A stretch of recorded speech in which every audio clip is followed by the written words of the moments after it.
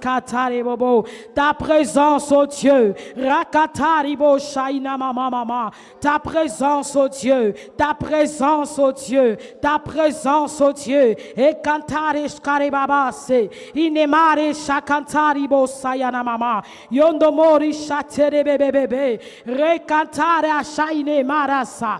Iketere bo shatara baba. Ta présence, Seigneur.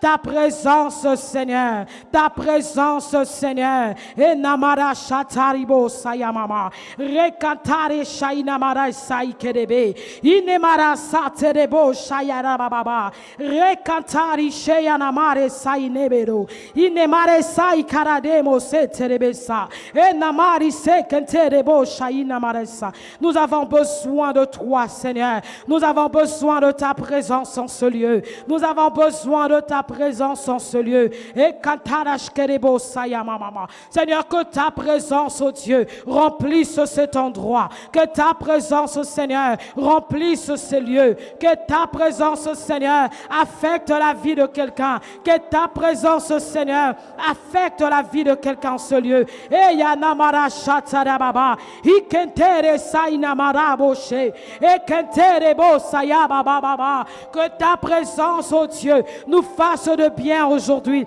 Que ta présence, Seigneur, oh Dieu, affecte nos vies. Et katara saikarabose. Oh, bénis la présence de Dieu en ce lieu. Bénis le Saint-Esprit. Bénis la présence. La Bible nous dit que là où 2 ou 3 personnes sont réunies en son nom, il est là. Et qu'il est doux et agréable pour 2 frères de demeurer ensemble. Le Seigneur est en ce lieu. Le Seigneur est au milieu de nous. Alors j'aimerais que quelqu'un élève sa voix et commence à bénir la présence de Dieu. Il n'y a aucune chose merveilleuse que la présence de Dieu. Seigneur, nous bénissons ta présence. Seigneur, nous bénissons ta présence. Je ne sais pas si vous pouvez le sentir, mais je sens déjà la présence de Dieu en train de mouver en ce lieu. Je sens déjà l'Esprit de Dieu en train d'agir en ce lieu. Oh, tu n'as pas besoin d'attendre que le pasteur monte. Tu n'as pas besoin d'attendre que la prédication ou la prière finale. Maintenant même, au début même, l'Esprit de Dieu est déjà en train de faire des grandes choses. L'Esprit de Dieu est déjà en train de toucher les vies. L'Esprit de Dieu est déjà en train de te parler. Oh, j'aimerais que tu bénisses sa présence. Oh, j'aimerais que tu bénisses la présence de Dieu. Il n'y a aucune chose merveilleuse que la présence de Dieu. Tu peux tout avoir, mais si tu manques la présence de Dieu, c'est comme si tu n'as rien. Tu peux avoir des personnes à côté de toi, des personnes autour de toi, mais la présence de Dieu, à elle seule, à elle seule, à elle seule, tu peux accomplir des choses que des milliers de personnes autour de toi ne peuvent faire pour toi. La présence de Dieu, la présence de Dieu, la présence de Dieu. Je suis venu encourager quelqu'un à aimer, à désirer, à savourer la présence du Seigneur. Oh, j'aimerais que cet après-midi, que tu savoures la présence de Dieu. Que tu savoures la présence de Dieu. Que tu savoures la présence de Dieu. La présence de Dieu est capable de transformer ta vie. Sans même qu'un pasteur ne te touche. Sans même que les prophètes ne disent quelque chose sur toi. Sans même que l'évangéliste ne vienne te prêcher. Seule la présence de Dieu. Seule la présence de Dieu à elle seule. Elle peut te toucher, te transformer, te parler. Oh, aujourd'hui, nous allons faire un culte où nous allons honorer le Saint-Esprit, où nous allons honorer la présence de Dieu, où nous allons honorer la présence de Dieu. Père, oh Dieu, Seigneur Saint-Esprit, nous t'honorons. Nous t'honorons cet après-midi. Nous bénissons ta présence. Nous accueillons ta présence. Nous accueillons ta présence. Nous accueillons ta présence. Et oh, accueille la présence de Dieu en ce lieu. Accueille la présence de Dieu. La présence de Dieu. La présence de Dieu. Lorsque je me trouve dans sa présence, oh, je me sens forte.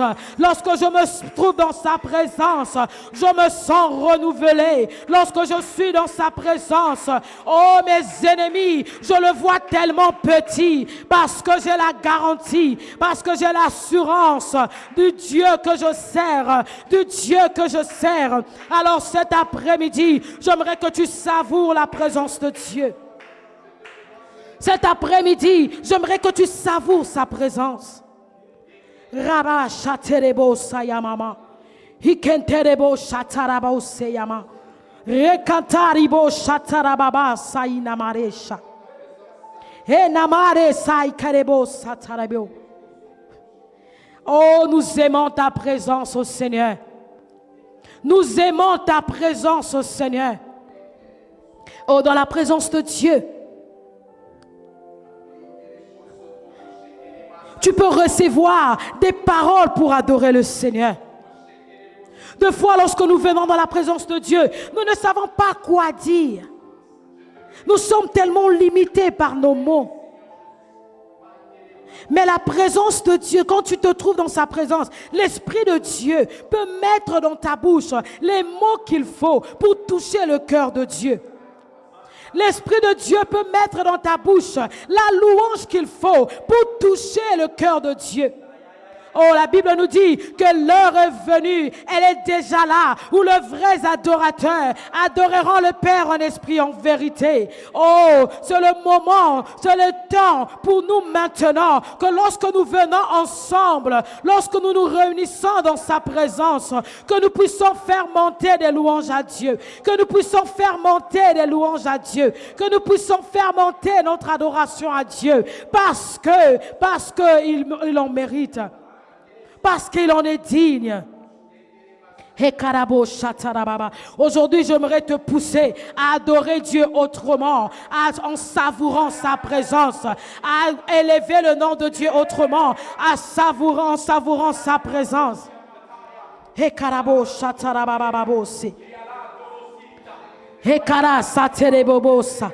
La Bible nous dit dans le livre de Psaume 33, la Bible dit, juste, réjouissez-vous en l'Éternel, la louange sied aux hommes droits. Célébrez l'Éternel avec la harpe, célébrez-le sur le luth à 10 cordes. Chantez-lui un cantique nouveau, faites retentir vos instruments et vos voix. Car la parole de l'Éternel est droite et toutes ses œuvres s'accomplissent avec fidélité. Oh, ce qui m'a intéressé dans ce passage, dans ce texte, c'est lorsque la Bible commence par dire « Juste, réjouissez-vous en l'Éternel. La louange sied aux hommes droits. » Qui est injuste? Qui est celui qui est juste? Ici, c'est vrai, le Seigneur n'est pas en train de nous dire, la Bible n'est pas en train de nous montrer que nous sommes sans péché. Mais un homme droit, un homme juste, c'est celui qui marche avec Dieu en toutes choses. C'est celui qui obéit à ses commandements avec joie. Des fois, Dieu te dit, ne fais pas ça. Tu sais que c'est là, vraiment, ça te touche, ça te dérange. Mais tu te dis en toi-même, je dois obéir aux commandements de Dieu. C'est celui-là que la Bible appelle juste. C'est celui qui ne vit pas pour le monde présent, mais pour l'éternité. Tu sais que les choses se passent autour de toi. Tu sais que la mode est tellement forte que tu ne sais, tu as tendance à faire partie de la mode, à faire comme tout le monde. Mais quand tu t'obtiens, tu réalises, tu dis, non, je ne vis pas pour ce monde. Je ne vis pas pour le monde présent, mais pour l'éternité. Oh, c'est celui-là que la Bible appelle juste. C'est celui qui sert Dieu avec joie, en donnant librement de toutes ses ressources. Quand la Bible parle de juste, la Bible ne fait pas allusion à quelqu'un qui est sans péché. Parce que Dieu sait que nous sommes humains, nous péchons. Aucune de nous peut se tenir et dire je suis juste, je suis saint. Mais seulement quand tu sais que tu marches avec Dieu en toutes choses. C'est vrai, tu peux trébucher, mais tu te relèves toujours parce que tu fais confiance en Dieu. Parce que tu sais que tu ne vis pas pour le monde présent, mais tu vis pour l'éternité. C'est celui-là que la Bible appelle juste. C'est celui qui accepte de souffrir avec joie pour sa foi. Les gens te critiquent. Les gens disent de toi, depuis que tu as commencé à prier, ton Dieu n'agit pas, ton Dieu ne fait rien, ton Dieu est incapable. Mais tu dis oui, j'accepte de souffrir, mais je le fais avec joie parce que je sais que je ne suis pas de ce monde. Je ne suis pas de ce monde. Je ne suis pas de ce monde. Ma destination, c'est l'éternité. Ma destination, c'est pour l'éternité. Ma destination, c'est pour l'éternité. Je peux ne pas peut-être avoir ce que les gens veulent que j'aie, mais je continuerai à servir Dieu avec joie, avec force, avec amour, parce que la Bible me dit, réjouissez-vous en l'Éternel. Les justes, la Bible dit, réjouissez-vous en l'Éternel. Alors j'aimerais encourager un juste à se réjouir en Dieu, à se réjouir en Dieu cet après-midi. Peut-être c'est vrai, ta vie est compliquée. Peut-être c'est vrai, les choses se compliquent même davantage. Peut-être que plus tu pries, plus tu te consacres, plus tu cherches à marcher, tu suis les voies de Dieu, tu suis les commandements de Dieu, tu observes la loi divine, tu gardes le commandement de Dieu. Quand Dieu te dit ne pêche pas, tu essaies tellement de ne pas pécher. Tu te forces malgré que c'est difficile, mais tu cherches à vivre dans l'intégrité, tu cherches à vivre honnêtement, tu cherches à être loyal, mais malgré cela de fois les choses sont compliquées. Oh, j'aimerais te dire de te réjouir parce que le Seigneur te considère comme un juste, parce que le Seigneur te considère comme quelqu'un de juste. Alors quelqu'un qui est juste, la Bible dit, la louange sied aux pieds, aux hommes droits. La Bible nous dit de célébrer Dieu avec tous les instruments. C'est vrai, nous n'avons peut-être pas la chorale, mais j'aimerais que quelqu'un célèbre Dieu avec tout ce que tu peux utiliser, tes mains, tes pieds, ta bouche. Une chose que j'ai beaucoup aimée, la Bible dit, faites retentir vos instruments et vos voix. Oh, que quelqu'un élève sa voix, qu'un juste élève sa voix, qu'un juste élève sa voix, qu'un juste élève sa voix et bénisse le nom du Seigneur et célèbre le nom du Seigneur pour tous ses bienfaits. Rababa chaterebo sayama, rekantarebo chatarababasa, rekanterebo bobosa. Si tu te reconnais être juste, j'aimerais que tu élèves ta voix et que tu dises merci au Seigneur. Élève ta voix et dis merci au Seigneur pour ses bienfaits. Élève ta voix et dis merci au Seigneur pour ses bienfaits. Élève ta voix et bénis le nom du Seigneur. Bénis le Seigneur pour tes enfants. Bénis le Seigneur pour ton mari. Bénis le Seigneur pour ta femme. Bénis le Seigneur pour tes frères et sœurs. Bénis le Seigneur pour tes parents. Bénis le Seigneur, oh, pour ton église. Bénis le Seigneur pour ton travail. Bénis le Seigneur pour tes études. Bénis le Seigneur pour tes business.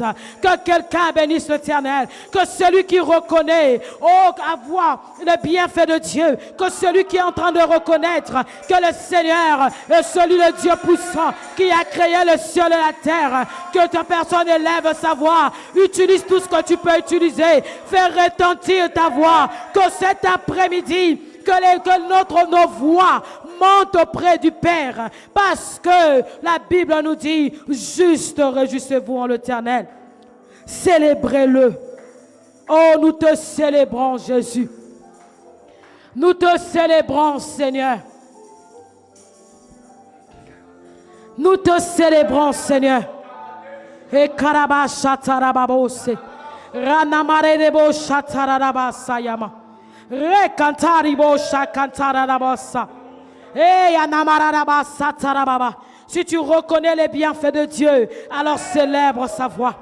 Si tu te reconnais être juste cet après-midi, élève ta voix. Seigneur, nous te bénissons. Nous te bénissons parce que tu es bon. Nous te bénissons parce que tu es bon. Nous te bénissons parce que tu es bon. Rakantarebo shatarabababose. Rekantarababa shatarababababa. Ranemarebo shaina mamamareboche.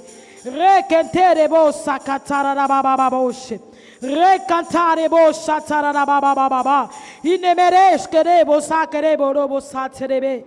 Nous te levons, Seigneur. Nous bénissons ton nom, Seigneur.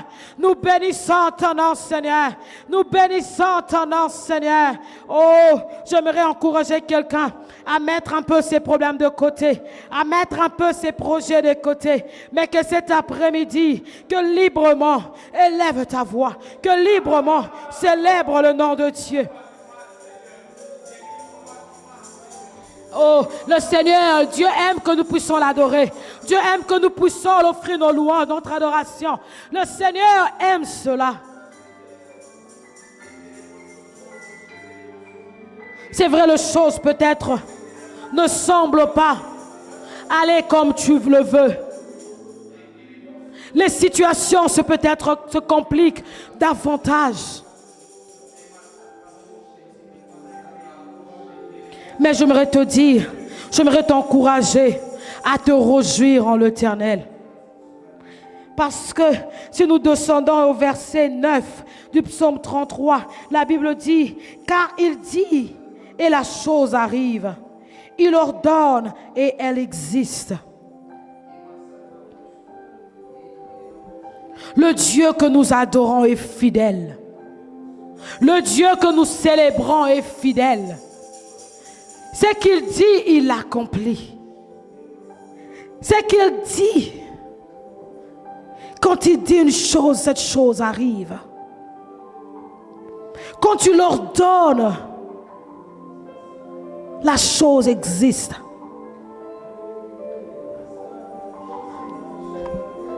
Alors fais confiance en Dieu. C'est pourquoi Dieu nous demande de nous réjouir en lui. Parce qu'aucune chose ne lui est impossible. Aucune chose ne lui est impossible. Aucune chose n'est impossible à Dieu. Maintenant, ce que j'aimerais qu'on puisse faire, vois ce problème qui te dérange. Vois cette situation qui te complique. Vois cette difficulté que tu es en train de traverser.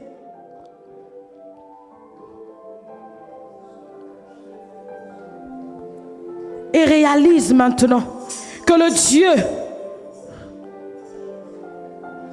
pour qui tu adores, le Dieu qui est en ce lieu, quand il dit une chose, cette chose arrive. Quand tu l'ordonnes, c'est la chose arrive. La chose existe. Il est un Dieu capable. Aucune chose ne peut lui résister. Aucune chose ne lui est impossible. Lorsqu'il dit, la chose arrive. Essaie de voir ta situation maintenant. Maintenant, adore Dieu en réalisant cette dimension de Dieu. En réalisant cette dimension de Dieu. Il est le Dieu tout-puissant. Si tu ne connais pas peut-être des situations que Dieu a fait, peut-être il n'a encore rien fait dans ta vie, va même dans la Bible. Essaie de voir ce que Dieu a fait pour les autres. Essaie de voir le Dieu de Moïse. C'est lui qui a séparé la mer en deux. Le Dieu qui défie la nature. Parce qu'il en est le créateur. Aucune chose ne lui résiste. Quand tu l'adores, quand tu l'élèves, quand tu célèbres, tu le célèbres. En quelque sorte, comme si tu lui dis, Seigneur, je te donne le pouvoir, je te donne l'accès de tout faire. Parce qu'il aime être adoré, il aime être célébré, il aime être loué. Seigneur, nous venons ensemble comme un seul corps, ensemble comme un seul corps, célébrer ton nom. ensemble comme un seul corps, nous venons t'acclamer. J'aimerais que quelqu'un dans la salle acclame, acclame, acclame. Fais retentir de voix. Acclame, acclame le Seigneur. Je ne suis pas en train de t'entendre. J'aimerais entendre quelqu'un acclamer le Seigneur parce que il est digne, il est digne, il est digne d'être acclamé, il est digne d'être loué, il est digne d'être célébré. Acclame, acclame, acclame. Oh, nous t'acclamons, Seigneur. Nous t'acclamons, Seigneur. Yes, Seigneur, nous t'acclamons. Acclame, acclame, acclame. Oh Père, nous t'acclamons parce que tu es digne, parce que tu es digne. Merci. Nous t'acclamons, Éternel. Alléluia. Nous t'acclamons pour ton amour et ta grâce. Merci, Papa, pour tout ce que tu fais pour nous. Nous te sommes infiniment reconnaissants pour ta grâce. Nous te sommes infiniment reconnaissants pour ta faveur. Il n'y a pas un Dieu comme toi. Il n'y a pas un Dieu merveilleux comme toi. Seigneur, tu es notre roi, tu es notre force. Seigneur, si nous sommes encore en vie, c'est parce que tu le veux. Si nous sommes encore en vie, parce que tu as encore un projet pour nous. Si nous sommes encore en vie, c'est que tu as encore quelque chose que tu es en train de préparer pour nous. Seigneur, si nous sommes encore en vie, rien n'est encore fini. Si tu es encore en train de nous garder en vie, c'est qu'il y a quand même un projet que tu vas accomplir avec nous. Éternel, si tu gardes encore cette église en vie, c'est parce que tu as quelque chose de grand que tu es en train de préparer. Seigneur, si tu permets encore que ce mariage soit encore en activité, si tu permets encore, Seigneur, que ce couple soit ensemble, c'est qu'il y a quelque chose de grand que tu es en train de préparer. C'est pourquoi j'aimerais entendre quelqu'un dire à Dieu merci. Merci parce que le fait de me garder en vie, c'est une manière prophétique de dire il y a encore la possibilité. J'aimerais entendre quelqu'un dire à Dieu, Seigneur, si tu me gardes encore en vie, c'est parce que tu as encore un plan avec moi. Oh Père, nous te rendons grâce. Maître de l'univers, nous te rendons grâce. Nous croyons que c'est encore possible. Seigneur, même si les autres sont en train d'émerger, tu as toujours quelque chose pour nous. Seigneur, moi, ce que j'aime avec toi, tu aimes faire les choses selon toi. Tu aimes faire les choses selon tes plans et tes projets. Les stratégies des hommes ne sont pas tes stratégies. Seigneur, nous te rendons grâce. Seigneur, nous te rendons grâce. Tu as voulu que Lazare meure, qu'il soit 3 jours dans le tombeau, afin que quand tu viendras, que tu le ramènes à la vie. Mais les hommes auront pu te donner la solution la plus facile, d'aller les guérir quand il était malade. Mais tu as attendu qu'il aille encore dans le tombeau, enfin que tu viennes. Mais lorsque tu es venu, on t'a dit, ils sont déjà mauvais. Seigneur, tu aimes de fois que les situations arrivent à ce niveau-là pour montrer ta souveraineté. Père, nous bénissons ta présence. Seigneur, nous bénissons ta présence parce que nous croyons que tu es là. Nous croyons que tu es avec nous. Nous croyons que ta présence est en ce lieu. Nous croyons qu'Éternel, que tu vas faire de grandes choses pendant ce culte. Seigneur, nous continuons à confesser, Éternel, que tu es le Dieu de miracles. Merci, Papa. Merci, mon roi. Merci pour ton amour. Amen. Amen. Bon dimanche à tout un chacun. Aujourd'hui, nous allons parler d'autre chose. C'est vrai que nous avons eu la Pâque le dimanche passé. Nous avons eu un culte merveilleux. L'Éternel nous a fait beaucoup de bien. Mais aujourd'hui, nous commençons un nouveau thème que nous allons peut-être exploiter pendant 4, 5, 6 jours, selon la grâce du Seigneur. Mais le thème que Dieu nous a donné, ce sont les choses qui occasionnent l'échec dans la vie d'un chrétien. Nous allons énumérer certaines situations ou certains événements ou certaines choses qui font que nous puissions échouer en tant que chrétiens. Normalement, en tant que chrétiens, le fait d'être chrétien ne nous garantit pas nécessairement la réussite. Mais il y a des choses que nous pouvons appliquer en tant que chrétiens pour avoir la réussite ou avoir le succès. Amen. Nous allons parler de 7 choses qui occasionnent l'échec dans la vie d'un chrétien. C'est vrai qu'il existe plusieurs choses dans la vie que les psychologues, les sociologues ont pu énumérer comme étant les causes de l'échec. Mais en soi, l'échec s'est défini comme étant l'état ou la condition qui fait que l'objectif désiré ou prévu n'est pas atteint. Ça veut dire dans chaque vie, nous avons des projets que nous voulons atteindre. Nous avons des objectifs que nous voulons atteindre. Mais lorsque ces objectifs ne sont pas atteints, c'est ça l'échec.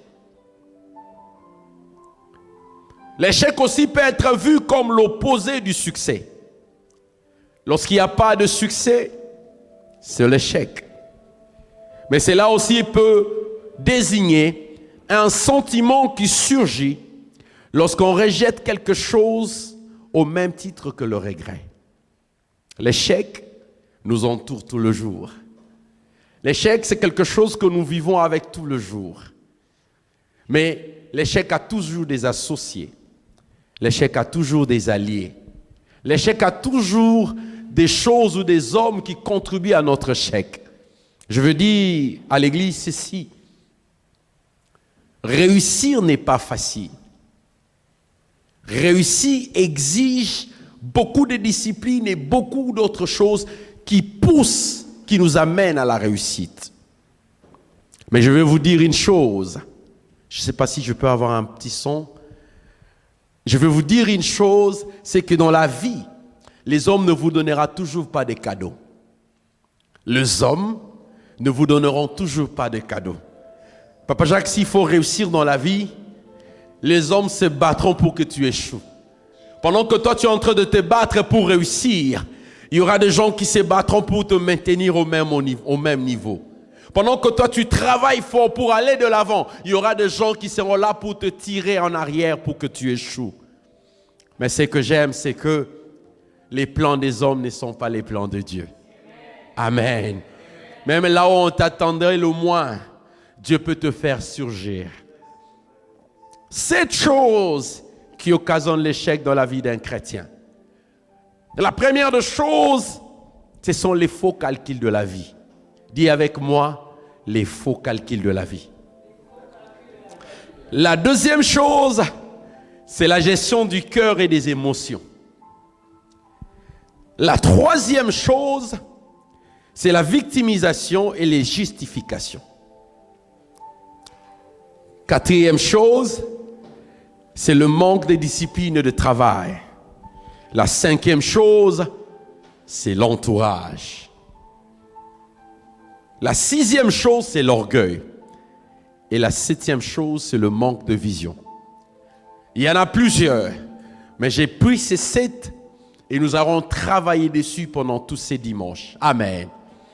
Mais aujourd'hui, nous parlerons spécialement des faux calculs de la vie. Vous savez, cette prédication de faux calculs de la vie, je l'ai écrite pendant des années et je me disais, quand est-ce que je pourrais prêcher cette pensée? Les faux calculs de la vie. Qu'est-ce qu'on entend par les faux calculs de la vie? Ce sont des projections que nous avons de la vie qui souvent sont contraires aux lois et aux réalités de la vie. Je dis bien les projections, les projets, les choses que nous sommes en train de planifier ou les choses que nous sommes en train d'espérer arriver dans nos vies, mais au fil du temps, la vie nous présente le contraire. Amen. Je suis jeune, je me dis je devais devenir docteur. Quand j'étais petit, je disais toujours à mon père que moi je deviendrais docteur. Mais malheureusement, je ne le suis pas devenu. Parce que pour moi, je pensais être docteur, c'était un travail noble. C'était un travail qui tout le monde, j'enviais les docteurs quand je les voyais avec les blousons et tout ça. Mais Dieu n'avait pas le projet que je sois un docteur. Dieu m'a amené sur un autre terrain. Mais quand je parle de faux calculs de la vie, ce ne sont pas les projets échoués. Ce ne sont pas les plans qui n'ont pas atteint leurs objectifs. Ce n'est pas le fait d'avoir entrepris quelque chose qu'on a pu échouer. Non. Quand je parle de faux calculs de la vie, ce sont les prédictions que nous faisons selon nos apparences ou selon nos appréhensions. Je donne un exemple. Le fait d'être l'aîné de la famille ne fait pas de toi la personne qui va réussir plus que les autres. C'est ça un exemple de faux calcul de la vie. Il y a un dicton qui dit « Réussir dans la vie de l'école ne garantit pas une réussite dans la vie de l'école de la vie. » Ça veut dire que quelqu'un peut être intelligent à l'école, mais il ne sera pas nécessairement le plus grand dans la vie. Nous avons vu des gens dans la vie qui étaient des hommes intelligents. Ils avaient des 90%, mais ils ont échoué dans la vie. Être intelligent ne te garantit pas la réussite dans la vie. Être belle ne te garantit pas un bon mariage. Je ne sais pas si quelqu'un me comprend. Avoir un bon travail aujourd'hui ne te garantit pas la supériorité sur les autres. Quand je parle de faux calculs de la vie, je parle de choses, des perceptions que nous avons de la vie qui sont souvent erronées selon Dieu. Amen. Nous allons baser notre enseignement sur l'histoire de David. Nous sommes dans 1 Samuel, chapitre 16, le verset 6 au verset 13. Je lis au nom de Jésus. La Bible dit ceci. Lorsqu'ils entrèrent, Samuel s'est dit, en voyant Eliab, certainement, loin de l'Éternel, est ici devant lui. Je reprends ce texte. Avant de continuer, j'explique. Ici, nous sommes dans l'histoire où Samuel est allé d'aller oindre David comme roi. Samuel allant là dans la maison d'Isaïe, Isaïe avait beaucoup de fils. Et lorsqu'il est entré, Samuel, Dieu lui avait dit, tu vas oindre un des fils d'Isaïe.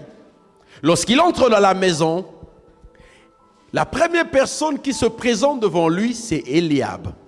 C'est pourquoi le texte dit, lorsqu'ils entrèrent, il s'est dit, en voyant Eliab, certainement, loin de l'Éternel est ici devant lui. Et l'Éternel dit à Samuel, ne prends point garde à son apparence et à la hauteur de sa taille, car je l'ai rejeté. L'Éternel ne considère pas ce que l'homme considère. L'homme regarde à ce qui frappe les yeux, mais l'Éternel regarde au cœur.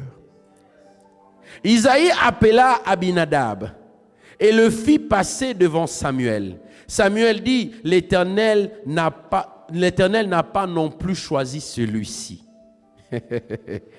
Isaïe fit passer Shama et Samuel dit, l'Éternel n'a pas non plus choisi celui-ci.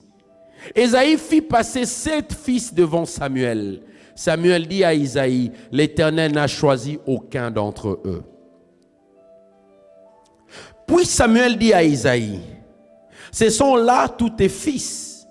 Il répondit, il reste encore le plus jeune, mais il fait paître les brebis. Alors Samuel dit à Isaïe, envoie-le chercher, car nous ne placerons pas avant qu'il soit venu ici. Isaïe l'envoya chercher, et or, il était blond, avec de beaux yeux, une belle figure. L'Éternel dit à Samuel, lève-toi, oins-le, car c'est lui. Samuel prit la corne d'huile, l'oignit au milieu de ses frères. L'Esprit de l'Éternel saisit David à partir de ce jour et dans la suite. Samuel s'éleva et s'en alla à Rama. Amen. Que l'Éternel bénisse sa parole. Ici, nous sommes dans l'histoire de David. Samuel a beaucoup pleuré à cause de Saoul. Dieu a rejeté finalement Saoul. Il dit, va dans la maison d'Isaïe, je te montrerai qui deviendra roi. Mais les faux calculs de la vie commencent d'abord par Samuel lui-même, un prophète, un oint de l'Éternel. C'est lui qui a la capacité de voir au-delà. C'est lui qui a la capacité de voir même le futur. La personne qui parle avec Dieu. Mais il vient devant Ésaü, il se trompe. En voyant Ésaü, parce qu'il était un homme de guerre, il était élancé, il avait la force, il s'est dit, peut-être que c'est lui loin de l'Éternel. Le premier faux calcul dans la vie, c'est que tout ce qui brille n'est pas or. Deux fois dans la vie, on peut te juger par ton apparence. Tu as l'apparence faible. Tu as l'apparence de quelqu'un qui ne vaut rien. Mais peut-être en toi, il y a la réserve de l'Éternel. J'aimerais dire à quelqu'un ceci. Ne te sous-estime pas parce que tu n'as pas encore une bonne apparence. Parce que l'apparence, elle est souvent trompeuse. Devant un homme comme Joshua, qui peut-être est un jeune garçon, qui peut-être ne connaît pas Dieu, peut-être qu'il n'a pas l'expérience de Dieu, mais en lui, il y a l'Héréma qui n'est pas encore sorti. En lui, il y a des miracles qui n'est pas encore accomplis. Ne juge pas quelqu'un parce qu'il est encore dans ses débuts. Tu ne sais pas ce que Dieu peut faire de lui. Ésaü, quand il a vu Eliab, il s'est dit oui, c'est lui loin de l'Éternel. Souvent, nous avons ce faux calcul de la vie, de juger quelqu'un par rapport à son apparence. Quand tu vois quelqu'un en veste, tu te dis oui, lui-là, c'est loin de l'Éternel. L'onction n'est pas dans les vestes. L'onction, c'est dans le rhéma. Deux fois, nous jugeons les gens par rapport à leur apparence, par rapport à leur diction. Celui-là parle un bon français. Les démons n'ont pas peur du français. Ils ont peur de l'onction. Ali Dabala n'était pas un homme qui parlait un bon français. Il n'avait pas la diction. Il parlait en swahili, mais les démons écoutaient. Les démons exécutaient. Je veux dire à quelqu'un, ne te sous-estime pas parce que tu n'as pas encore eu l'apparence que les hommes veulent que tu aies. Parce que lorsque le temps arrivera, Dieu te donnera l'apparence qu'il faut. Lorsque Dieu te choisit, il te choisit tel que tu es. Les hommes peut-être te pousseront à avoir une apparence. Comme on dit toujours, quand tu es un homme de Dieu, tu dois avoir un style de vie. Tu dois avoir une manière de s'habiller ou une manière de parler. Non, Dieu ne regarde pas ces choses. C'est pourquoi je suis venu dire à l'église, ne te sous-estime jamais. Pourquoi je te dis ne te sous-estime jamais? Tout ce qui brille n'est pas or. Il y a beaucoup de femmes, beaucoup d'hommes qui sont passés à côté de leur bénédiction. Pourquoi? À cause de l'apparence. Je me rappelle quand je faisais la cour à ma femme, je suis allé la voir, on lui a dit ceci. Tu l'as ramassé où? Non, je vais dire à quelqu'un, ne néglige jamais celui qui est à côté de toi parce que tu ne connais pas ce qu'il deviendra demain. Les hommes qui te rejettent aujourd'hui, demain ils peuvent te chercher. Parce que toi, tu ne sais pas ce que Dieu peut faire de toi. Alors arrête de te sous-estimer. Arrête de te plaindre. Arrête de penser que les hommes ne t'aiment pas. Même si les hommes ne t'aiment pas, Dieu t'aime. Tu peux être rejeté. Toute ta famille ne t'aime plus. Mais sache une chose, tant que Dieu te garde encore en vie, il y a de l'espoir. Il y a toujours quelque chose que Dieu peut faire pour confondre les hommes. Les gens ont toujours des théories. Mais je vous dis, tout ce qui brille n'est pas or. Des fois, les gens aiment prendre les apparences qu'ils n'ont pas. Les hommes aiment des fois paraître, ils aiment des fois montrer aux gens qu'ils sont stables. Mais j'ai toujours compris, les hommes riches ne donnent jamais l'apparence des riches. Parce que lorsque quelqu'un a de l'argent, il ne forcera jamais à prouver qu'il a l'argent parce qu'il en a. Ce sont les gens qui n'ont pas d'argent, qui cherchent à donner l'impression comme s'ils ont. Pourquoi? Quelqu'un comme Bill Gates, il a l'argent. Il n'a pas besoin de porter une veste Versace pour montrer qu'il a l'argent. Parce qu'il a le moyen pour en acheter. Rien ne l'empêche d'acheter une Versace, mais il n'achète pas parce qu'il n'en veut pas. Ce n'est pas le fait de publier ce que tu as réellement ce que tu as. Quand tu publies ce que tu as, tu nous montres seulement ton manque. Ta manière, ça dit que tu nous montres que ce sont des choses que tu as toujours rêvé, tu l'as eu, tu es un parvenu. Je vais dire à quelqu'un aujourd'hui de dire, ne complexe jamais quelqu'un parce qu'il prêche bien. Non. Non. Attends ton temps. Ton temps arrivera. Samuel étant un homme de Dieu, il a aussi la partie humaine. Au-delà de l'onction, le cœur, les yeux, l'humanité peut aussi agir. Il a dit, lui, peut-être que c'est lui l'homme de Dieu. Je vais dire à quelqu'un ceci, peut-être que tu es rejeté par ton apparence. Sache que Dieu te connaît. Les hommes peuvent ou ne pas te reconnaître. Sache que Dieu te connaît. Parce que lorsque Dieu avait appelé David, Dieu avait choisi David avant que Samuel aille chez Isaïe. Isaïe est allé exécuter l'ordre de Dieu. Ça veut dire que l'apparence de David, l'apparence d'Eliab n'avait pas pu changer la loi de Dieu.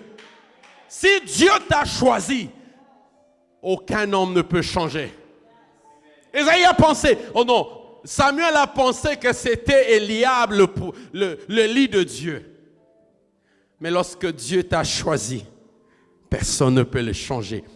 Peu importe ton apparence, que tu aies l'apparence d'un faible, que tu aies l'apparence d'un pauvre, si tu es le lit de Dieu, tu le seras et tu le resteras. C'est Dieu qui a choisi David, pas Samuel. Samuel est venu juste accomplir le choix de Dieu. Je veux dire à quelqu'un, le problème c'est que nous négligeons les gens qui sont tout autour de nous par leur apparence. Quand tu vois quelqu'un, tu te dis, lui là, qu'est-ce qu'il peut me donner? Même dans le ministère, nous avons ce sérieux problème de juger les fidèles par rapport à leur apparence. Nous avons besoin d'avoir des fidèles qui parlent un bon anglais. Nous avons besoin des fidèles qui s'habillent bien. Non, ce n'est pas ça le problème. Ce n'est pas ça le problème. Quelqu'un peut s'habiller bien mais être dans l'impudicité. Quelqu'un peut être un homme qui parle bien, qui est dans les choses de Dieu, mais rien ne va. Je veux dire à l'église, ne complexez jamais. Soyez fidèles à Dieu. Soyez des hommes forts. Amen. La deuxième de chose, le deuxième faux calcul de la vie, c'est que le choix de Dieu n'a rien à voir avec les choix des hommes. Les hommes te choisiront par tes compétences, par rapport à ton rang social, par rapport à ce qu'ils peuvent tirer de toi. Mais Dieu te choisit pour lui, sans tenir compte de tes faiblesses. Je vais dire à quelqu'un, lorsqu'on a fait passer Abinadab, quand on l'a regardé, peut-être qu'on a pensé que c'était encore lui. Mais Dieu a dit à Samuel, non, ce n'est pas lui. Je vais dire à quelqu'un ceci, les hommes te choisiront pour leurs intérêts. Les hommes te choisiront pour ce qu'ils vont tirer de toi. Les hommes s'approcheront de toi pour ce qu'ils ont besoin. Les hommes s'approcheront de toi parce qu'ils ont besoin de quelque chose que tu as. Mais le jour qu'ils auront ça, ils partiront. Je vais dire à quelqu'un ceci. Vous n'avez jamais vu des gens se plier, bégayer des gens pour avoir ce qu'ils ont besoin. Dès qu'ils ont la chose, ils sont partis. Mais lorsque Dieu te choisit, il te choisit pour lui, rien que pour lui, rien que pour lui. Le choix de Dieu ne peut jamais être comparé au choix des hommes. Les hommes choisissent par l'intérêt. Les hommes choisissent pour ce que tu leur donnes. Je me rappelle bien, dans la vie, il y avait des gens qui pouvaient s'attacher à toi juste parce qu'ils ont besoin de quelque chose. Dès qu'ils ont la chose, ils partent. Je vais dire à l'église ceci. Ne pense pas que ceux qui t'entourent t'aiment réellement. Ce n'est pas le fait de te poster dans leur statut qui sont réellement avec toi. Ce n'est pas le fait de te dire que je t'aime tous les jours qu'ils sont avec toi. Non. Non. Ce sont les faux calculs de la vie. Celui que tu penses ne te publie pas. Peut-être que c'est la personne qui te porte le plus dans son cœur. L'amour est devenu dans le social media. C'est-à-dire que c'est dans le social media qu'on sent qu'on aime la personne. Le jour de ton anniversaire, si on te publie dans son statut, c'est à ce moment-là que tu penses que la personne t'aime. Fake. L'amour, ce n'est pas dans les réseaux sociaux. L'amour, c'est dans le cœur. Quand j'aime quelqu'un, je l'aime sans condition. Je l'aime tel qu'il est. Qu'il me fasse du bien ou du mal, je l'aime. C'est ça le vrai amour. Et si tu veux tester que la personne t'aime réellement, pas pour l'intérêt, et il y a un problème. Parce que vous sentez, vous savez, moi j'ai toujours dit en tant que pasteur, il y a des choses de foi que tu vois, tu te dis, Dieu, tu es où? Les gens qui s'attachent à toi, ils peuvent s'attacher à toi parce qu'ils ont un intérêt. Mais ayez seulement un problème. Ayez seulement un différent. Tu verras si réellement cet homme t'aime. Je vais dire à l'église ceci. Le faux calcul de la vie réside sur le point de s'attacher aux gens qui prétendent nous aimer. En réalité, ce sont nos ennemis. Papa Jacques, tu peux t'attacher à quelqu'un. Il te montre tout l'amour qu'il faut. Peut-être qu'il a juste besoin de te détacher avec moi. Mais le jour que tu te détaches de moi, il te lâche aussi. Il y a des gens dans la vie, il vient vers toi parce qu'il a besoin juste de faire du mal à celui que tu as attaché. Le fait que tu t'attaches à cette personne, ça lui fait du mal. Moi, je me suis toujours posé la question. Ça te fait quoi de détruire un autre homme? Même si tu le détruis, tu gagnes quoi? Il y a des gens dans la vie, ils veulent que ton ministère échoue. Bon, si mon ministère échoue, tu as gagné quoi? Est-ce que le fait de détruire le ministère de l'autre, que ton ministère sera rempli? Non. Je veux dire à quelqu'un, tu es le choix de Dieu. Tu es le choix de Dieu. Arrête de te plaindre. Si Dieu t'a choisi, il t'a choisi. Ce n'est pas le fait qu'Isaïe a fait passer Eliab et Abinadab avant David qui a fait que Samuel a changé son avis de les oindre. Je ne sais pas si quelqu'un a compris. Ce n'est pas le fait qu'Isaïe a présenté les fils qui étaient avec lui qui a changé la décision de Dieu de oindre les gens qui sont venus avant. Si c'est toi que Dieu a choisi, peu importe le temps que ça prendra, le jour où ça arrivera, Dieu te mettra là. Dieu va t'imposer, même là où personne ne t'attendait. Si cette ville, Dieu nous a donné, City View of Light va s'imposer dans cette ville. Avec combat, sans combat. Avec calomnie, sans calomnie. Si Dieu nous a établis dans cette ville, nous allons nous imposer. De gré ou de force. Peu importe le temps que ça peut prendre. Si c'est là que Dieu nous a mis, nous allons nous mettre ici. Amen. Troisième faux calcul de la vie. Ah, Seigneur, tu es merveilleux. Vous savez, un autre faux calcul de la vie, c'est ceci, Papa Jacques. Être le premier ne fait pas de toi plus grand que les autres. Je ne sais pas si quelqu'un écrit. Être le premier ne fait pas de toi le plus grand que les autres. C'est juste question de la loi de la saison. Pourquoi? Papa Jacques, Dieu agit avec la loi de la saison. Or, la loi de la saison, c'est le nombre de tours que la terre ou le soleil tourne autour de la terre. Je vais expliquer. Ça veut dire que lorsque le soleil est encore sur toi, sois humble, bénis Dieu, ne détruis pas les autres. Parce que le soleil, à un moment donné, ira dans l'autre partie de la terre pour éclairer.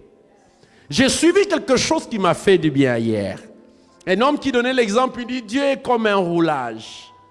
Il peut arrêter le chemin que tu viens pour ouvrir le chemin à d'autres. Pour te dire, le panier sur qu'il a encore. Je veux dire à quelqu'un ceci. Ce n'est pas le fait que toi tu as étudié, que les autres qui n'ont pas étudié ne vaut rien, ne valent rien à tes yeux.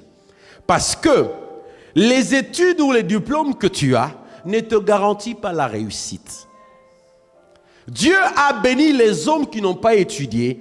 Il a fait d'eux des millionnaires. Mais il y a aussi des hommes qui ont des diplômes qui sont toujours pauvres. Ce n'est pas le fait de commencer un ministère avant les autres qui fait de toi le plus grand devant Dieu. Ce n'est pas le fait d'avancer, d'avoir quelques biens matériels qui fait que les autres ne valent rien à tes yeux. Ce n'est pas le fait de venir aux États-Unis avant les autres qui te pousse à dire que tous ceux qui viennent après toi seront derrière toi. Écoutez-moi, Église. Dieu bénit qui il veut. Il ne tient pas compte des compétences, ni des diplômes, ni de la famille d'origine. Si Dieu veut te bénir, il te bénira. Je veux dire à quelqu'un ceci. Ne complexe pas celui qui a commencé avant. Parce que celui qui a commencé avant, il a déjà exploité toutes ses armes. Mais toi, tu es comme une réserve. Dieu ne t'a pas encore utilisé. Je veux dire à quelqu'un ceci. Ne t'agite pas pour la bénédiction des autres. Bénis Dieu. C'est un signe prophétique que Dieu agit quand même. Dieu donne à quelqu'un les enfants. Attends, ton tour arrivera. Ce n'est pas le fait que toi tu as des enfants que celui qui n'a pas d'enfants est un homme maudit. Non, le temps de Dieu. Je vais dire à l'église, beaucoup de chrétiens échouent à cause de mauvais calculs de la vie.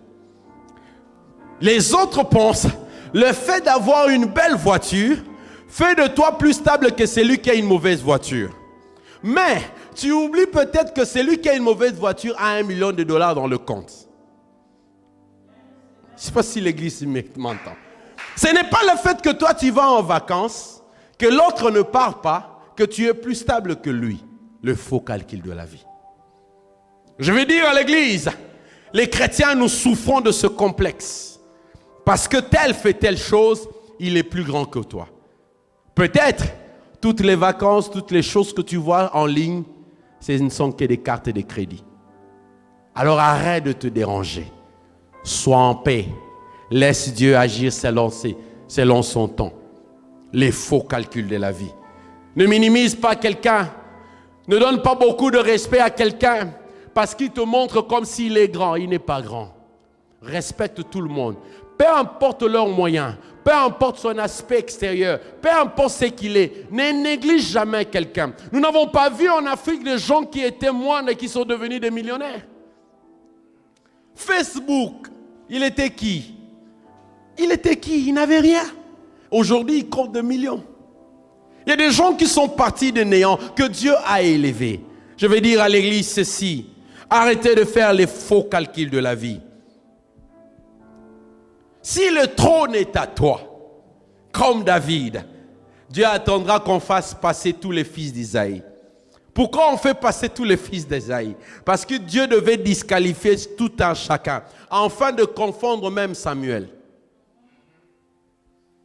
Il a fait passer, oh, ne t'en fais pas. Même si toi, on ne te fait jamais passer, même si toi, on ne te pousse pas, même si toi, on ne te donne pas un support, attends le temps de Dieu. Le temps de Dieu arrivera où Dieu lui-même parlera à Samuel pour dire à Samuel, c'est lui que tu vas oindre. Je vais dire à quelqu'un ceci, Élisée est venu après les fils de prophètes, mais c'est lui qui a succédé à Élie. Je vais dire à quelqu'un ceci, si ça pouvait dépendre d'Élie, Élie pouvait choisir le fils de prophète. Mais comme le choix venait de Dieu, Dieu lui a dit, tu iras oindre Élisée. Je vais dire à quelqu'un ceci, n'aie pas peur par rapport à ta situation. Ce ne sont que les faux calculs de la vie. Les réalités que tu es en train de vivre ne sont que les faux calculs de la vie. Les vrais calculs de la vie, c'est divin. Le vrai calcul de la vie est divin. C'est Dieu qui élève, c'est Dieu qui rabaisse. Pas des hommes. Des hommes peuvent être avec toi. Mais si Dieu n'est pas avec toi, tu es foutu. Je préfère avoir Dieu, mais je préfère avoir Dieu qu'avoir des hommes qui ne m'aiment pas. Parce que le milieu chrétien est un milieu fake. Ils sont avec toi, mais ils attendent que tu échoues.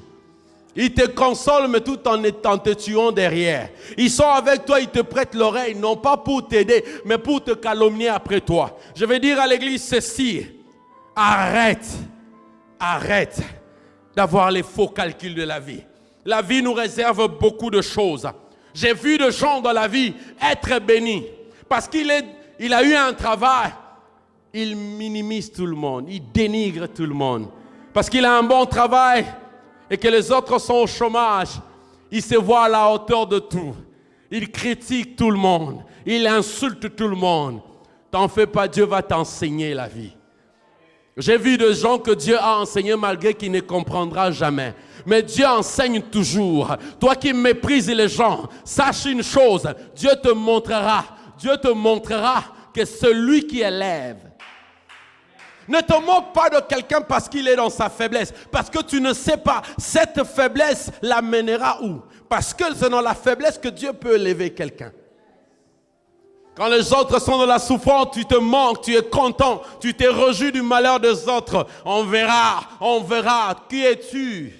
C'est Dieu qui a le destin des hommes. J'aimerais en dire à l'église, arrêtez de vous minimiser, arrêtez de penser qu'on vous a abandonné. Dieu est avec vous. Dieu fera de vous des hommes grands et des hommes puissants. Dans cette même petite église, nous croyons que l'onction coule. Arrêtez d'avoir le complexe. Dieu est avec toi. N'est-ce pas? Il y a un dicton qui dit, les premiers seront les derniers et les derniers seront les premiers. C'est la loi de la vie. Arrête de murmurer, arrête de te plaindre, arrête de forcer la nature. J'aime ce que l'homme de Dieu, Alain Moloto, a dit. J'ai suivi une vidéo hier, il dit, celui qui a la grâce ne force pas. Celui qui a la grâce ne s'agite pas. Celui qui a l'appel ne s'agite pas. Si l'appel est authentique, Dieu lui-même fera les choses à sa manière. Parce que Dieu est un Dieu multisystème. Là où on attend Dieu, peut-être il n'est pas. La position que tu occupes aujourd'hui ne fait pas de toi incontournable. Parce que la roue tourne encore. Encore et encore. Arrête de détruire les autres par rapport à ta position. Parce que à un moment donné, quelqu'un d'autre aussi aura cette position-là. Comme ça, Dieu t'apprendra à comprendre ce que les autres ont subi quand tu étais là. Je vais dire à quelqu'un ceci, ne néglige pas les autres. Ne te vante pas de ce que Dieu fait avec toi aujourd'hui. Tu ne sais pas ce que Dieu fera avec l'autre demain. Il faut avoir peur de l'homme que Dieu n'a pas encore utilisé. C'est un bon retardement. Je vais dire à quelqu'un, ne minimise pas quelqu'un que Dieu n'a pas commencé à élever. Tu ne sais pas à quelle hauteur Dieu l'élèvera. Peut-être que Dieu t'a élevé à 10 cm. Peut-être que lui, Dieu l'élèvera à 100 cm. Je vais dire à l'église, ne méprisez pas les gens qui sont tout autour de vous. Quatrième faux calcul de la vie. Venir en dernier n'est pas nécessairement un signe de l'échec. Pourquoi je le dis? Il a fallu qu'Ésaü fasse passer tous ses enfants et que David vienne en dernier. Il est venu en dernier, mais c'est lui qu'on a eu à oindre. Mais lorsqu'on a parlé de David en dernier, on l'a vanté, il était beau, il avait un beau visage. Je veux dire à quelqu'un, ce qui vient de Dieu est toujours beau. Je préfère venir en retard avec Dieu que de venir avant sans lui. Parce que venir en retard avec Dieu, c'est venir au temps de Dieu. Mais venir avant, sans Dieu, c'est venir sans Dieu. Or, lorsque tu viens sans Dieu, Dieu dira à Samuel, ce n'est pas lui. Je vais dire à quelqu'un, ne te précipite pas à te vanter là où Dieu ne t'a pas encore exercé. Oh, je vais dire à quelqu'un, j'ai entendu des gens parler de l'onction, parler des choses, parler du ministère. Ils ne sont pas encore dans le ministère. Attends d'entrer dans le ministère que tu verras les aléas du ministère. J'ai vu des gens parler. Lui, il fait quel domaine? Quel est le domaine dans lequel il étudie? Non. Entre dans ces études-là, tu comprendras combien c'est difficile. Lorsque quelqu'un abandonne, tu le critiques. Tu ne sais pas ce qu'il a enduré. Oh, Église, arrêtez de minimiser. Arrêtez de critiquer. Arrêtez de parler des autres. Tu ne sais pas ce qu'ils ont enduré. Tu vois quelqu'un échouer, toi tu dis, non, moi je ferai mieux. Qui t'a dit que tu feras mieux? Qui t'a dit? Tu n'es pas encore arrivé là. Je préfère être le dernier, venir avec Dieu. David était le dernier, il est venu avec Dieu. L'avantage avec ceux qui viennent en dernier, ce sont des gens qui ne se précipitent jamais. Ce sont des gens qui n'aiment jamais vouloir prendre la place qu'ils ne doivent pas prendre. Les gens qui viennent en dernier, ce sont des gens qui attendent qu'on aille les prendre, pas les gens qui viennent sans pour autant qu'on les ait appelés. Je vais dire à quelqu'un, les gens qui viennent en dernier, ce sont des gens qui viennent après avoir travaillé. David est venu en dernier, mais en étant là, en entre-temps, il travaillait. Frère, si on ne t'a pas encore appelé, travail. Si on ne t'a pas encore exposé, travail. Si on ne t'a pas encore élevé, travail. Si on n'a pas encore parlé de toi, travail. Si Dieu ne t'a pas encore exposé, travaille dans le secret.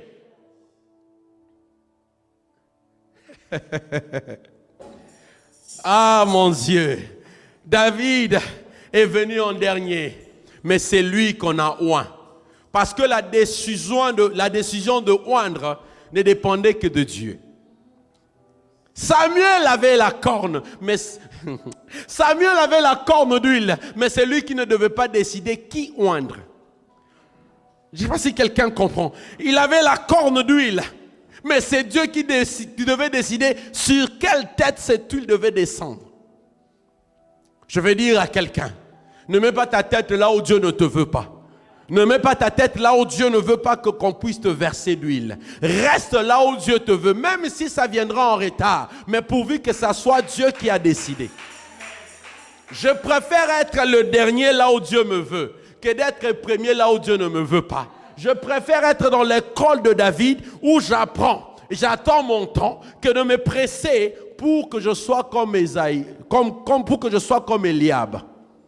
Dieu ne le connaît pas. Être dernier ne signifie pas que tu vas échouer. Être dernier ne signifie pas que tout est parti. Les gens qui sont partis avant toi, ils n'ont pas tout pris. Les gens qui sont allés en maternité avant toi, ils n'ont pas pris tous les enfants. Dans le domaine de Dieu, dans le réserve de Dieu, il y a encore des enfants. Je vais dire à quelqu'un, si quelqu'un est béni aujourd'hui, bénis Dieu. Mais il n'a pas épuisé la bénédiction. Malgré que sur cette terre, il y a des millionnaires, mais il y a toujours l'argent que Dieu donne. Il y a des multimilliardaires, ils ont l'argent, mais il y a toujours des gens qui sont plus riches qu'eux.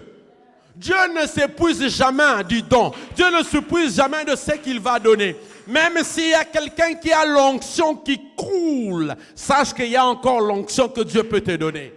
Je vais dire à quelqu'un, si les gens qui avancent devant toi font de grandes choses, sois calme, travaille. Le jour que ta saison viendra, Dieu ouvrira les portes. Être dernier ne signifie pas l'échec. Il a fallu à David attendre que Dieu disqualifie les autres. Pendant qu'on est en train de te critiquer ou t'insulter, Dieu est en train de disqualifier les autres. Dieu est en train d'enlever les gens qui seront pour toi des combats. Je vais donner un exemple. Les frères de David étaient dans le combat. Ils étaient là. C'était des hommes, des guerriers. C'était des grands combattants. Ils étaient là. Ils attendaient. Mais pendant qu'ils étaient là, il y avait un Goliath. Il les insultait jour et nuit pendant 40 jours. Ils étaient là. Les frères de David étaient là. Rien ne s'est passé. Il a fallu que David vienne, même pas pour combattre, pour amener la nourriture à ses frères. Je veux dire à quelqu'un ceci. Le service que tu rends à un homme, Dieu te le paye toujours. Même si cet homme pense que c'est une faiblesse. Mais sache que Dieu, tu as marqué le cœur de Dieu. David a amené la nourriture à ses frères. Il n'était pas venu pour combattre. Mais il a entendu le roi parler de la récompense. Il a posé la question à ses frères. Qu'est-ce qu'on donnera à celui qui tuera Goliath? Son frère lui dit, je connais ton orgueil. Ça, ce n'est pas ton niveau. Ton niveau, c'est là-bas être berger. Je vais dire à quelqu'un, on peut t'insulter. On peut te dénigrer. Mais Dieu, dans sa volonté, il sait faire les calculs. Comment celui qui est venu pour servir ses frères, c'est lui qui tue Goliath. Il n'a jamais eu l'expérience de la guerre, mais il est venu tuer Goliath. Toute l'armée d'Israël était là. Goliath était en train de les insulter. Personne n'a combattu Goliath. Je veux dire à quelqu'un ceci. Tant que Goliath n'est pas encore là, tu ne viendras pas. Il faut que Goliath soit là, en train d'insulter les siens. Et lorsque Dieu t'amènera là, c'est pour t'imposer. Je vais dire à quelqu'un ceci, la vie nous réserve beaucoup de surprises. La personne que tu négliges là peut être une grande bénédiction pour ta vie. J'ai appris à ne jamais négliger quelqu'un. Moi qui suis là devant vous, j'étais rien. Dieu m'a pris, il m'a façonné. Lorsque Dieu m'appelait, je lui disais, Seigneur, je ne sais pas prêcher. J'ai parlé avec mon père, j'ai dit, papa, je n'ai jamais prêché. Comment je ne sais pas comment. Il dit, va avec la force que tu as. Aujourd'hui, ça fait 1 année que je prêche, je continue à prêcher. Je ne suis peut-être pas arrivé là où je dois arriver. Mais ce que je reconnais, me tenant debout ici, ce n'est que la grâce. Il n'y a rien de mérité en moi. La femme que j'ai, je l'ai par grâce. Le voyage que j'ai eu, je l'ai par grâce. Je ne peux pas m'enorgueillir parce que je ne l'ai pas mérité. Ma famille est une famille pauvre, mais Dieu a décidé de me choisir. Je vais dire à quelqu'un que tes origines ne te frustrent pas, parce que tu es l'appel de Dieu. Tu es le choix de Dieu. Dieu va t'imposer même là où il y a des riches. Dieu peut t'imposer même là où il y a des gens qui viennent des familles riches. Mais Dieu t'impose. Arrête de te sous-estimer.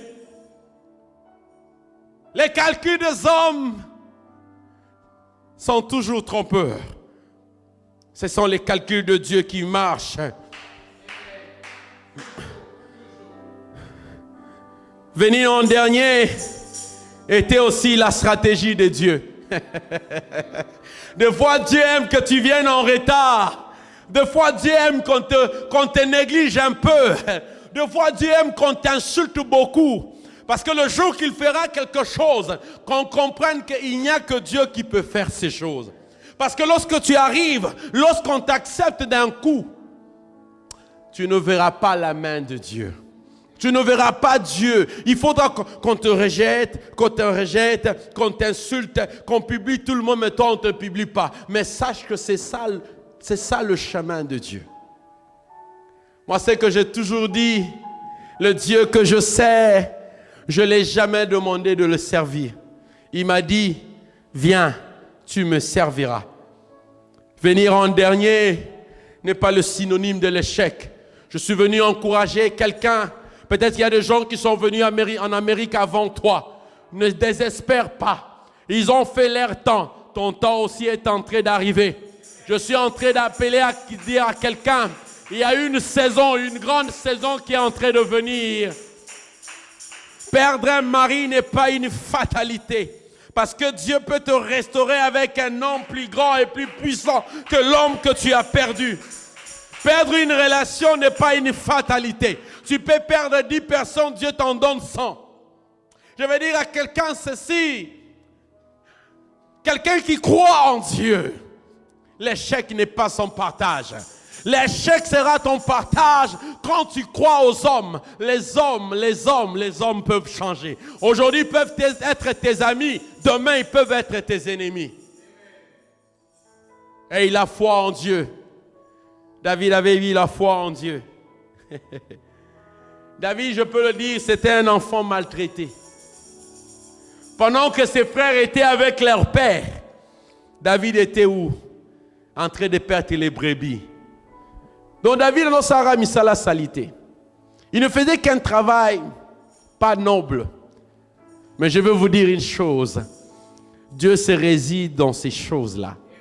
Des choses utiles. Des choses inutiles, je voulais dire. Vous savez, quand moi j'étais encore au pays, J'aimais essuyer les toilettes, essuyer les chaises. Tout ce que je faisais à l'église, c'était nettoyer. Je me rappelle un jour, il pleuvait, il y avait la pluie. La pluie devait commencer à entrer à l'église. À cette époque, j'avais qu'un seul pantalon. J'ai plié mon pantalon. Je suis allé dehors. J'ai commencé à enlever ou à repousser l'eau. Je n'oublierai jamais ce que cet homme de Dieu m'a dit. Il me dit, toi, tu seras un homme puissant. Moi, je crois tellement que Dieu est capable de faire de quelqu'un un homme grand sans tenir compte des affinités avec les gens. Dieu peut t'introduire là où personne ne peut t'introduire. Même pas ton père biologique. Dieu a la capacité de t'élever comme tu n'as jamais imaginé. Vous savez, quand des fois nous parlons de la grandeur, nous n'imaginons jamais ce que Dieu peut faire. Nous sommes en train de tâtonner, estimer la bénédiction que Dieu peut donner. Mais Dieu peut demain nous donner 10 millions. Dieu peut te donner ce qu'il veut. Il sait utiliser les manières que lui-même connaît. Je vais dire à quelqu'un, ne fais jamais les faux calculs de la vie, de négliger les gens qui sont tout autour de toi, de se moquer des gens qui sont en train de passer les moments difficiles, de mépriser les gens qui sont encore dans leur faiblesse. Tu ne sais pas ce que toi tu passeras. Tu ne sais pas ce que Dieu te fera passer. La cinquième des choses pour les faux calculs de la vie, les choses que tu as dans la vie ne te garantissent pas la réussite. Tu as besoin de relations. Pourquoi je dis que tu as besoin de relations? Une relation sans connexion fera pourrir ta tête. Je vais dire à quelqu'un ceci, une intelligence que tu as sans les personnes peuvent rester une intelligence inerte. Dieu a dit ceci à Moïse, j'ai choisi Betsalel. Sur lui, j'ai mis l'intelligence. Je vais dire à quelqu'un, Dieu avait mis l'intelligence sur Betsalel, mais il a fallu un Moïse pour que Betsalel puisse utiliser son intelligence. Je vais dire à quelqu'un ceci, même Jacob avait besoin de Laban pour avoir les richesses. Oh, toi qui es bourré de talent, toi qui as l'onction qui coule comme l'eau, toi qui prophétises un grand prophète, sache une chose, malgré toute l'onction que tu as besoin des hommes. Ne néglige pas quelqu'un parce qu'il y a une personne qui peut avoir l'apparence d'un faible, mais c'est un ange qui t'introduit dans la royauté. Joseph était en prison, mais on a parlé de Joseph à Pharaon. Par qui? Par une relation. Le faux calcul de la vie nous fait penser que les qualités que nous avons nous garantissent la percée. Non. Tu peux être fort, tu peux avoir tous les atouts que tu as peut-être besoin d'un faible pour t'introduire vers le grand. Je vais dire à l'église ceci, les faux calculs de la vie nous empêchent à réussir. Mardoché n'était rien, mais Esther avait besoin du conseil de Mardoché pour devenir reine. Je vais dire à quelqu'un ceci, tu peux peut-être être né d'une famille sans griffes, sans nom, mais Dieu peut utiliser un homme faible pour t'élever. Je vais dire à quelqu'un ceci, la vie nous réserve beaucoup de surprises. N'a-t-on pas vu des enfants qui étaient proches des parents, mais qui n'ont pas hérité la richesse des parents? Être près d'un homme, d'un père, ne te garantit pas la réussite. Dieu est merveilleux. Je vais dire à quelqu'un qui se sent faible, relève-toi. Relève-toi. Je veux dire à quelqu'un qui est fort, sois sage. La vie nous réserve de surprises. Seul Dieu connaît la destinée d'un homme. Seul Dieu connaît ce qu'il veut faire de quelqu'un. On peut te mépriser, on peut te diminuer, on peut t'insulter. Là où Dieu t'agrée, il t'agrée. Là où Dieu t'impose, il t'impose. Ce n'est pas le lieu de gens qui vont changer la décision de Dieu. Si Dieu a voulu te bénir, il te bénira. Peu importe les paroles, peu importe les insultes, peu importe le complot. M'aimer, n'est pas m'aimer, ce n'est pas un problème. Tant que Dieu m'aime, ça me suffit. Je vais dire à l'église, debout l'église, debout City of Light, debout mes frères et sœurs. La vie n'est pas facile. Les hommes ne vous donneront jamais de cadeaux. Mais arrêtez de faire les faux calculs de la vie. Il y a des femmes qui négligent les hommes qu'ils ont pour des hommes qu'ils espèrent avoir. Qui te dit que tu auras cet homme-là? Il y a des sœurs qui passent à côté de leur bénédiction parce qu'ils ne voient pas la valeur de l'homme avec qui ils sont. Ils pensent que l'homme qu'il a ou que l'homme qu'elle a n'est pas l'homme que Dieu a destiné ou l'homme parfait pour lui, pour elle. Elle cherche à envier d'autres hommes. Mais si on te raconte ce que ces hommes étaient avant. Aujourd'hui, quand je vois mon père spirituel, si je vois les photos dans le passé et ce qu'il est devenu, il n'y a que Dieu qui peut le faire. Ne néglige jamais l'homme qui est à tes côtés parce qu'il est en train de passer des moments difficiles. Il faut avoir l'œil de l'aigle pour voir au-delà de ce que les hommes ne peuvent pas voir. Homme, ne néglige pas une femme qui est à tes côtés parce qu'elle n'a encore rien. N'envie pas d'autres femmes ou les femmes d'autrui. Contente-toi de ce que tu as. Frères et sœurs, jeunes frères, jeunes sœurs, arrêtez d'envier. Arrêtez de juger les gens par leur apparence. Ils s'habillent bien. Ils parlent un bon français. Pour être un bon mari, n'exige pas que tu parles un bon français. Pour être une bonne femme, n'exige pas que tu parles un bon anglais. Ça, c'est les domaines réservés de Dieu. Je vais dire à l'église, nous allons nous lever, nous allons prier. Que la grâce que Dieu avait faite à David, en éliminant les gens qui avaient les potentiels, en éliminant les gens qui étaient des hommes de guerre, mais de choisir un homme faible et faire de lui roi des hommes forts.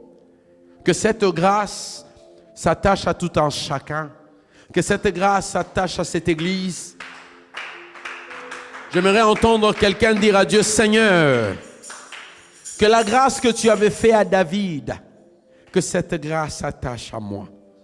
Que la grâce que tu avais faite à Esther, qui n'était même pas qualifiée, mais elle est devenue reine là où personne ne pouvait l'attendre. Seigneur, que cette grâce s'attache à nous, que cette faveur soit notre partage. Partout où nous irons, Éternel, que ta grâce soit sur nous. Seigneur, je prie au Dieu que tu ne nous exposes pas avant le temps. Que tu ne nous exposes pas avant notre saison. Seigneur, laisse-nous être dans la bergerie comme David. Entraîne-nous encore dans la bergerie parce qu'il y a un Goliath que nous devons tuer. Éternel, pour City of Light, je ne fais qu'une seule prière. Ne nous laisse pas aller sans toi. Ne nous laisse pas avancer sans toi. Seigneur, même si ça prendra 20 ans, mais laisse-nous encore être avec toi. Et que le jour que tu nous lanceras, ça soit avec toi. Père, je prie pour chaque membre de cette église. Je prie pour chaque membre de cette église. Seigneur, le jour où tu décideras de les bénir, que ce soit vraiment le temps de leur saison. Que ce soit vraiment le moment que tu as choisi pour le bénir. Seigneur, ne les bénis pas parce qu'il y a eu une pression. Bénis-le parce que c'est le moment, c'est la saison de leur bénédiction. Oh, j'appelle cette saison dans ta vie. J'appelle cette saison dans ta vie. Même ceux qui nous suivent en ligne, j'appelle cette saison. La saison où Dieu peut racheter les années qu'ont dévoré la sauterelle. Seigneur, quand tu as donné à David la royauté, tu as commencé d'abord à faire de lui gendre du roi. Ah. Aïe, aïe, aïe, aïe. Papa, tu peux élever quelqu'un à ta manière. Mais lorsque tu as oint David, le temps que David a été roi jusqu'au temps où il est devenu roi, il y a eu un temps, mais un temps où il était en train de se réfugier dans les déserts. Il fouillait Saoul qui voulait le tuer. Éternel, ne laisse pas que nous puissions être exposés avant le temps, parce que Saoul nous tuera. Seigneur, laisse-moi sortir au moment où tu dis que c'est ma saison. Papa, je préfère rester encore caché jusqu'au jour où tu décideras que je sorte. Seigneur, la royauté de David a été forte parce que tu as pris le temps de les préparer. Ça y est, Seigneur, tu as arraché la royauté à Saoul qui devait donner à Jonathan, mais tu as donné à David. Mais lorsque tu as donné à David, tu as donné aussi à Salomon. Ah, Père. Lorsque toi tu donnes quelque chose qui vient de toi, Éternel, tu t'assures que la chose s'affermit. Éternel, la stabilité que tu donneras à cette église, ça sera une stabilité permanente. Seigneur, moi je crois, Éternel, lorsque tu donneras l'expansion à cette église, ça sera une expansion terrible. L'expansion que tu donneras à ce ministère, ça sera terrible. Papa, nous croyons et nous confessons. Seigneur, nous ne regardons pas ce que nous sommes en train de passer, mais nous croyons en toi.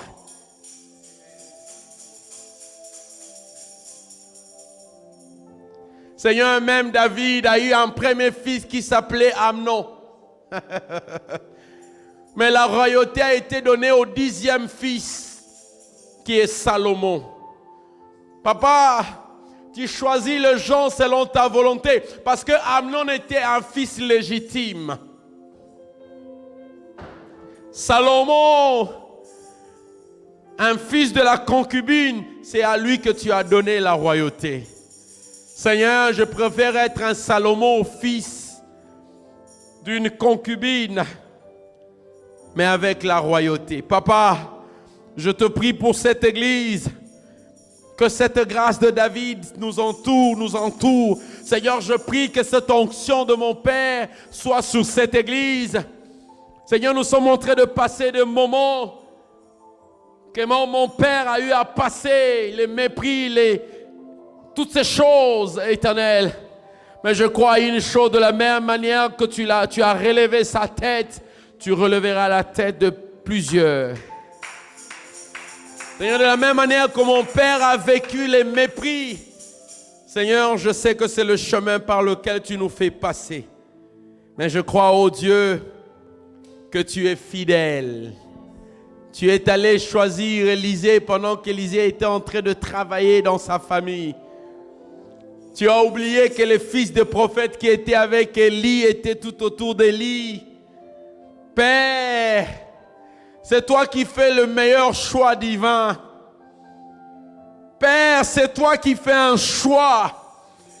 L'avantage, c'est que lorsque toi tu fais un choix, personne ne peut changer. Tu avais choisi David, malgré les dégâts de David, tu l'as maintenu à la royauté. Oh Père, tu as choisi un Samuel qui n'était même pas dans la lignée de sacrificateur pour faire de lui sacrificateur. Les dieux de l'exception, c'est toi. Parce que toi, tu es capable de prendre un homme d'une famille très pauvre et faire de lui un milliardaire. Seigneur, les lois de la nature ne pourront jamais expliquer une femme sur qui on a enlevé les trompes peut avoir un enfant. Seigneur, c'est pourquoi moi, Olivier, je crois que tu peux faire croître un arbre sur un béton. Je crois à toi, Éternel, que tu es le Dieu capable de faire des choses au-delà. C'est pourquoi, ensemble avec l'Église, Éternel, nous te bénissons. Nous attendons le temps où tu nous feras du bien. Nous ne voulons pas échouer. C'est pourquoi nous ne voulons pas faire les faux calculs de la vie. Papa, éloigne de nous les faux calculs de la vie. Éloigne de nous de mauvais jugements sur les autres. Éloigne de nous, Éternel, un cœur envieux. Seigneur, laisse-nous, apprends-nous à gérer nos émotions. Seigneur, aide-nous à aimer les gens, non pas pour ce qu'ils ont, pour ce qu'ils nous donnent, mais de les aimer avec un amour sincère. Ce n'est qu'à ce moment-là que ta lumière éclairera nos vies. Papa, nous te rendons grâce. Nous te bénissons. J'aimerais que l'Église acclame Dieu pour tout ce qu'il continue à faire. Merci, Papa. Je bénis tous ceux qui nous ont suivis en ligne. Que la grâce du Seigneur soit sur vous. Que la faveur du Très-Haut soit votre partage. Que le Dieu que nous servons dans cette Église soit votre Dieu. Que le Dieu que nous servons dans cette Église soit le Dieu qui vous soutient. Que le Dieu que nous servons dans cette Église vous accorde la grâce de David. Même là où on ne vous avait pas compté, que Dieu vous impose. Que la grâce de Dieu soit votre partage. Au nom de Jésus. Nous allons poursuivre les dimanches prochains. Mais que Dieu vous bénisse abondamment. Amen. C'est l'heure de l'offrande. Ceux qui ont amené